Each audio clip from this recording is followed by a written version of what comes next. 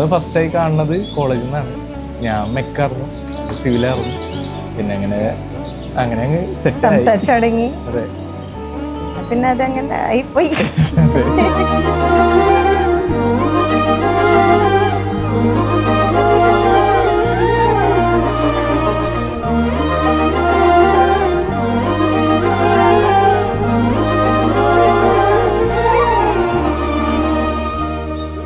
അവളെന്നെ കണ്ടുപിടിച്ച ഒരാള്. അവൾക്ക് പിന്നെ അവനായിട്ട് ഞങ്ങൾ ഒരു 1-2 വർഷങ്ങളായിട്ട് നല്ല ബന്ധത്തിൽ തന്നെയാണ്. അവനായിട്ട് കോണ്ടാക്റ്റിൽ, ഫോണിലും. അതുകൊണ്ട് ഞങ്ങളെ പൂർണ്ണ സമ്മതത്തോടു കൂടി തന്നെയാണ് അവനെ ആക്സെപ്റ്റ് ചെയ്തത്.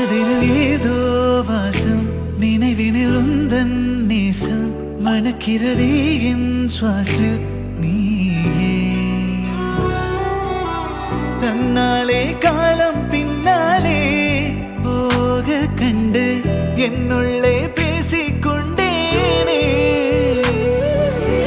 എങ്കേയോ നീയും നാനും சென்றாலும் இந்த நெஞ்சம் உன் பின்னே പോകും എന്നേ. വർഷ എന്ന് പറയുമ്പോൾ ഭയങ്കര സപ്പോർട്ടീവാണ്. നമ്മളങ്ങനെ റിലേഷൻ എന്നുള്ള രീതിയിലൊന്നും സംസാരിച്ചു തുടങ്ങിയതല്ല. ഫ്രണ്ട്സ് എന്നുള്ള രീതിയിൽ തന്നെ അടിപൊളിയായിരുന്നു. പിന്നെ എന്താ വെച്ചാൽ അവളെ എല്ലാത്തിനും സപ്പോർട്ടീവാണ്. നമുക്ക് എന്നും പറയാം, അങ്ങനെ ഒന്നും ചിന്തിച്ച് സംസാരിക്കേണ്ട കാര്യമില്ല. അപ്പം അങ്ങനെ ഒരാൾ തന്നെ ലൈഫ് പാർട്ട്ണർ ആണെങ്കിൽ ബെസ്റ്റ് ആണെന്ന് തോന്നി. അങ്ങനെയാണ് പ്രപ്പോസ് ചെയ്തത്.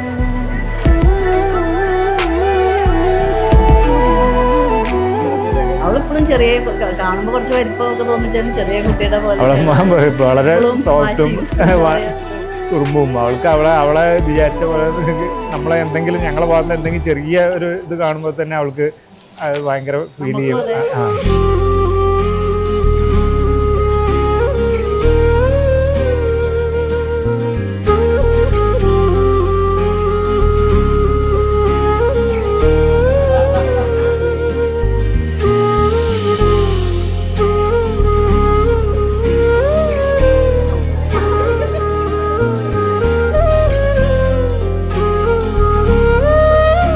ഞങ്ങളെന്താ അവരെ സ്വീകരിച്ചു, ഞങ്ങൾ മകനായിട്ട് അവനെ സ്വീകരിച്ചു. അതിലും വലിയൊരു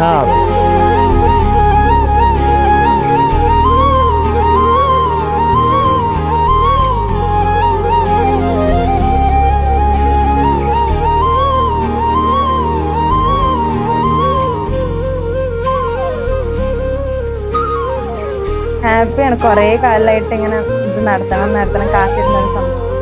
ഹാപ്പിയാണ്. എന്നാൽ ഇപ്പോഴും നമ്മുടെ എൻഗേജ്മെന്റ് ആയി എന്നുള്ളൊരു ഫീല് വരുന്നുണ്ട്. ഐക്യരപ്പടി കോളമണ്ണൻതൊടി വൈഷ്ണവത്തിൽ വിനോദിൻ്റെയും ഷീബ വിനോദിൻ്റെയും മകൾ വർഷയും പൂനത്തറ കല്ലന്മാർ തൊടിയിൽ രാജൻ്റെയും ഷീനയുടെയും മകൻ ജിഷ്ണുവും തമ്മിലുള്ള വിവാഹത്തിന് എല്ലാവർക്കും സമ്മതമല്ലേ? സമ്മതമല്ലേ? സമ്മതമല്ലേ?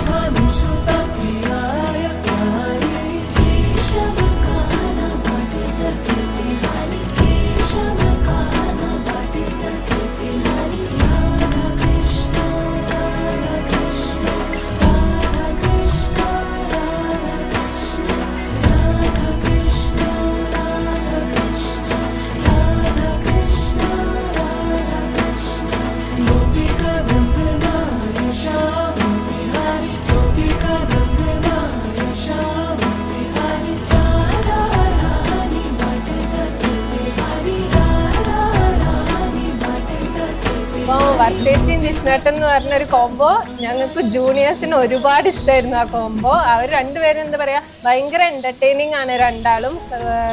അതായത് അവരെ കൂടെ നിന്നാൽ നമുക്ക് സമയം പോണത് അറിയില്ല. അതേപോലെ എന്റർടൈൻ ചെയ്യും നമ്മളെ രണ്ടുപേരും കൂടി കഴിഞ്ഞ ഒരു അടിപൊളി വൈബാണ്. ലൈക്ക് ഞങ്ങളെല്ലാരും ഭയങ്കര ഹാപ്പിയാണ് അവരൊന്നിച്ചതിൽ. അത് ശരിയാ.